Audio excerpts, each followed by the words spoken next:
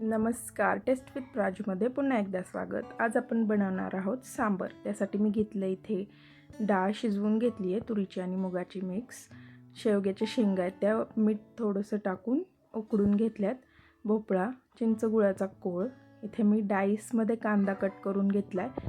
Tomato, एक कांदा आणि एक टोमॅटो घेतला आहे। जिरे, मोहरी, लसूण आणि मेथीचे दाणे, सुक्या लाल मिरच्या, कढीपत्ता, सांबर मसाला, लाल तिखट, हळद, धना पावडर।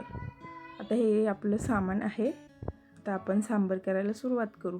तर डाळ आपली खूप छान शिजली पाहिजे। मी इथे 4 शिट्ट्या घेऊन डाळ शिजवली होती। तर कढई गॅसवर ठेवलेली आहे। थोडंसं तेल ॲड करूयात।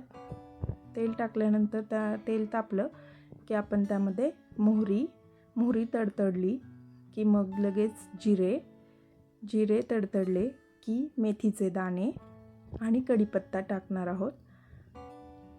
छान मिक्स करून मग त्यामध्ये कांदा लाल होईपर्यंत परतायचा, थोडासा गुलाबी।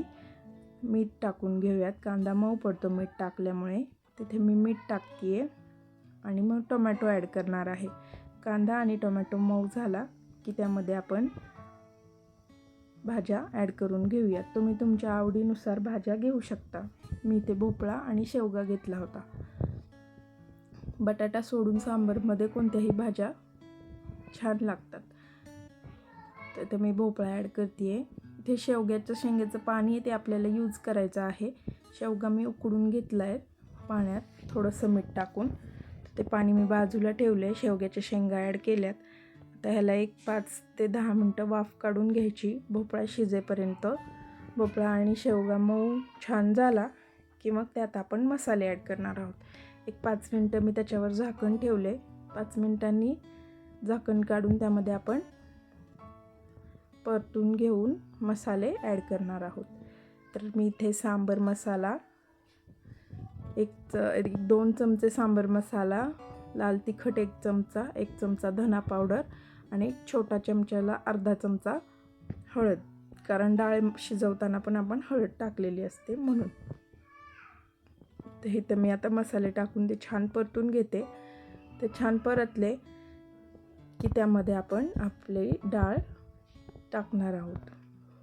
तर डाळ शिजवताना लक्षात घ्या की डाळ ही खूप छान मऊ शिजली पाहिजे सांबर करताना। त्यामुळे त्याच्या 4 शिट्ट्या घेऊन मी डाळ शिजवलेली आहे। डाळ शिजताना थोडंसं तेल ॲड करायचं म्हणजे डाळ मऊ शिजते। तर इथे आपण हे डाळ टाकून घेऊयात सांबरमध्ये छान। आता आपण ते जे शेवग्याचं पाणी राहिलं होतं ते सुद्धा मी इथे ॲड करत आहे।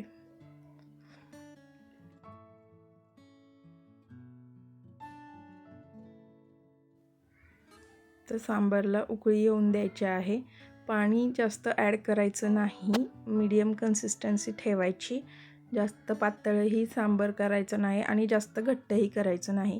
डाळ तुमची कशी शिजती आहे त्याच्यावर तुमचं सांबर डिपेंड ठरतं कसं होतं ते। तर हे सांबर आपण एक 10 मिनटं सांबर आपलं उकळून द्यायचं आहे। छान उकळी आली की त्याला चव छान लागते। आणि मग त्याच्यामध्ये आपण जे चिंच गुळाचं पाणी ठेवलं होतं म्हणजे कोळ तयार केला होता ते आपण त्याच्यामध्ये ॲड करणार आहोत। माझ्याकडून चिंच गुळाचं पाणी टाकतानाचा व्हिडिओ स्किप झाला आहे, त्यासाठी सॉरी।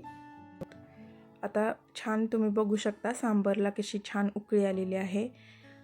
सांबरमध्ये जे आपण व्हेजीज टाकतो म्हणजे भोपळा झालं किंवा शेवग्याच्या शेंगा, त्या खूप छान शिजल्यानंतर खूप छान लागतात।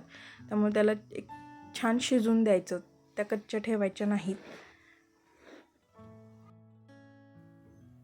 आता इथे 10 मिनटानंतर मी गॅस बंद केलेला आहे। आता त्याला आपण एक सिंपल तडका देणार आहोत। त्यामध्ये सुक्या लाल मिरच्या, लसूण ठेचलेला, कढीपत्ता हे टाकणार आहे। तुमच्याकडे जर बेबी ऑनियन असेल तर तुम्ही ते सुद्धा त्या तडक्यामध्ये टाकू शकता। तर मी इथे सिंपल तडका देते आहे। गॅस बंद केला आहे।